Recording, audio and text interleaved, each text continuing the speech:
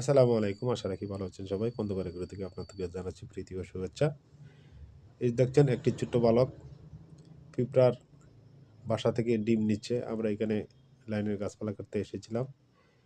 লাইনের গাছপালার কাটার সুবাদে আম গাছের ডালপালা কেটেছি কিছু। তো এই আম গাছের ডালপালার মধ্যে অসংখ্য এরকম পিঁপড়ার বাসা ছিল। তো এটা দেখে এই বালক ছুটে আসলো। ছুটে এসে এই যে দেখছেন বাড়ি থেকে কোলা নিয়ে আসছে। এলাকায় এটা জিনিসটাকে কোলা বলে। কোলা নিয়ে আসলো। নিয়ে এসে ওই পিঁপড়ার পিঁপড়ার বাসা ভেঙে এর থেকে ডিম সংগ্রহ করলো।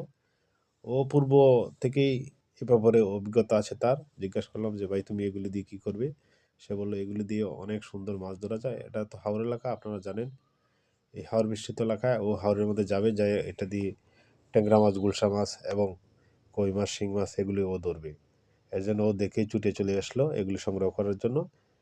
তার সাথে কথা বলে যেটা জানতে পারলাম যে কই মাছ ধরার জন্য একটি এইটুব অত্যন্ত জনপ্রিয়, এবং এই ঈদে আদার দিয়ে অন্যান্য মাছও ধরা যায়।